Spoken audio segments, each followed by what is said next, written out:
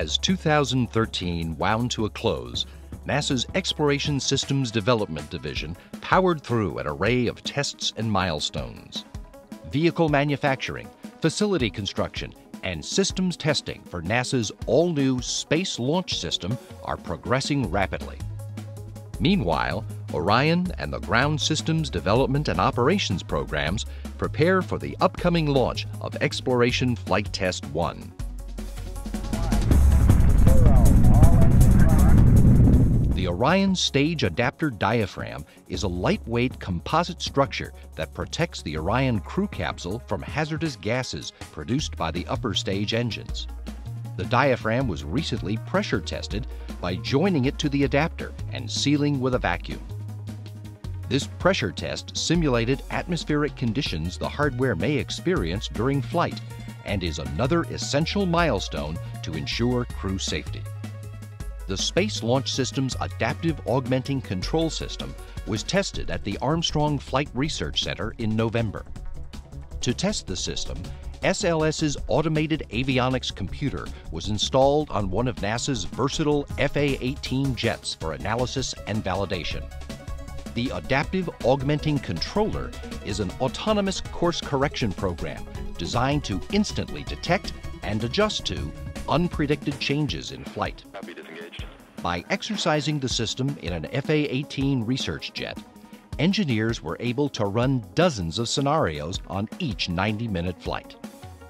Successful deployment of this innovative control system will increase performance and robustness of the rocket as it is steered along the path to deep space. At Michoud Assembly Facility, the first propellant tank dome was completed on the circumferential dome weld tool.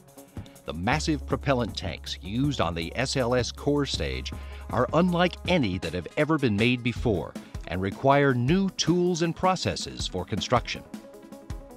The nearby Vertical Assembly Center will house one of the world's largest friction stir welders, which will be used to assemble the liquid hydrogen and oxygen tanks. Last November, 90 trucks poured 900 cubic yards of concrete foundation in preparation for the new Vertical Assembly Center's tower structure and welding elements. This amount of concrete is similar to a foundation for a major modern hotel and will accommodate one of the largest welding tools in the world.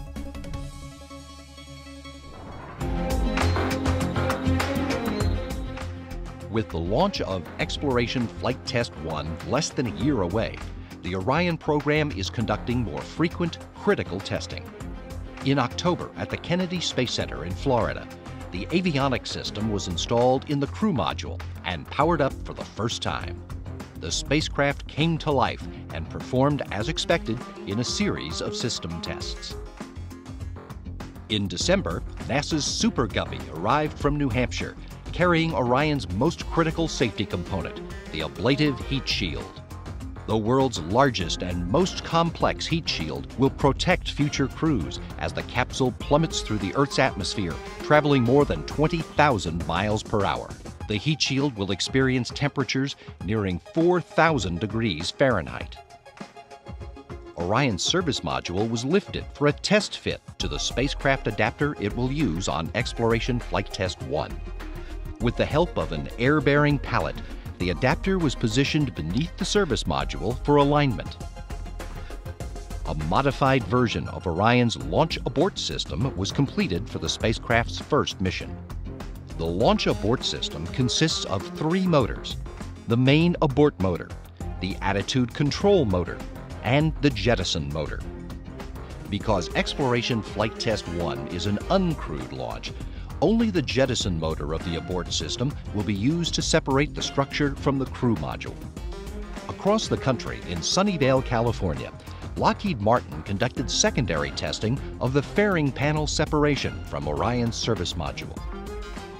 These 14-foot-tall protective panels will be jettisoned after the craft reaches an altitude of 560,000 feet. Each panel has 6 breakable joints that fire apart, followed by 6 explosive separation bolts, sending them safely away from the capsule and service module. Lockheed Martin also successfully conducted the first of many forward bay cover jettison tests. After Orion completes a deep space mission and returns to Earth, it will jettison its forward bay cover at an altitude of 23,000 feet.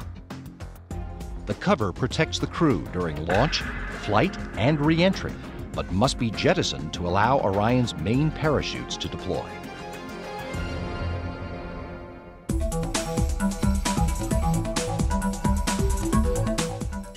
At KSC's Vehicle Assembly Building, engineers test fit 4 ogive panels to the Orion ground test article.